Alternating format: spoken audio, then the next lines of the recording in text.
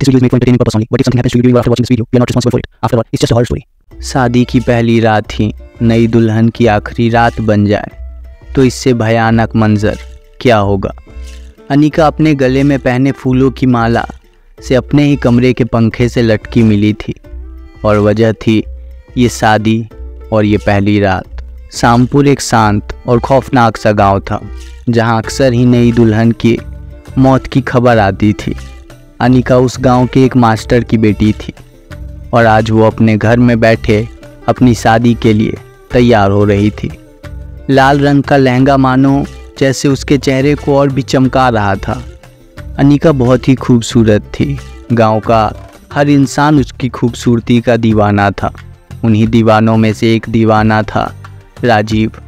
वो जब अनिका को एक बच्चे के साथ एक दिन स्कूल के बाहर खेलता देखता है तब से ही उसका दिल अनिका पे आ जाता है और वो बिना वक्त बर्बाद किए अनिका के घर शादी का रिश्ता भेज देता है।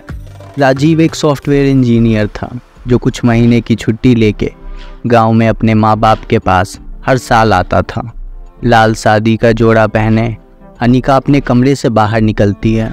मानो जहां अभी शादी और बारातियों का शोर था अब वहां बिल्कुल ही खामोशी सी बिखर जाती है। अनिका की खूबसूरती में आज कुछ चांद और सज रहे थे। वो हल्के से मुस्कुराहट लेके राजीव के पास आके खड़ी हो जाती है। शादी पूरी हुई और अनिका राजीव के घर आ जाती है।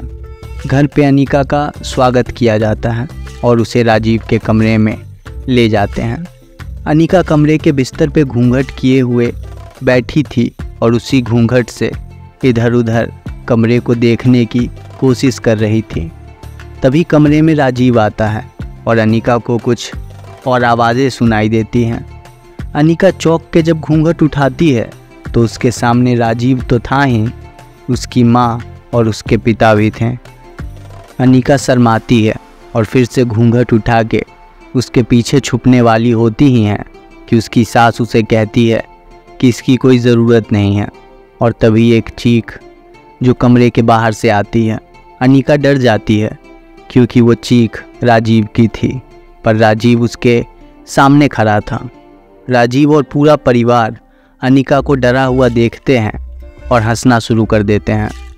तभी एक और आवाज़ कमरे के बाहर से एक आवाज़ अनिका के कानों में जाती है जो एक बूढ़ी औरत की थी जो उसे बहू कह के पुकार रही थी। फिर एक और आवाज़, इस बार आवाज़ उसकी माँ की थी जो बहुत पहले ही मर चुकी थी। फिर एक और आवाज़, फिर एक और आवाज़।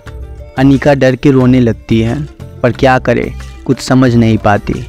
फिर अनिका के सामने खड़ी उसकी सास एक चाकू निकालती है और पहले अपने पति को और फिर राजीव को मार देती है। अनिका और डर जाती है और चीखने भी लगती है और बिस्तर पे ही डर के खड़ी हो जाती है। अनिका के गले का माला ऊपर लगे पंखे में फंसता है और अनिका तड़पने लगती है और धीरे धीरे मर जाती है। अगले दिन जब उस घर में काम करने वाले नौकर आए तो उन्हें घर में कोई नहीं मिला, तो वो अनिका के कमरे की तरफ गए और दरवाजे की ओर देख के चीख पड़े।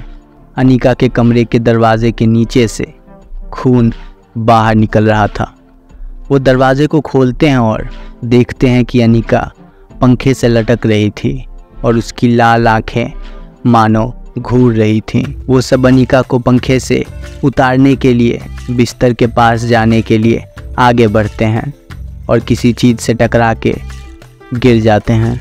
ज़मीन पे गिरने के बाद उनकी नज़र बिस्तर के नीचे जाती है जहाँ 3 और लोग थे, राजीव और उसके माता पिता। वो तीनों भी मर चुके थे। क्यों कैसे का कोई जवाब आज भी उस गांव में किसी के पास नहीं है। पर अब अगर किसी लड़की की शादी उस गांव में होती है तो उसे शादी के कुछ दिनों बाद विदा किया जाता है। अगर ऐसा नहीं किया तो वो भी एक रात की दुल्हन बन के रह जाती है।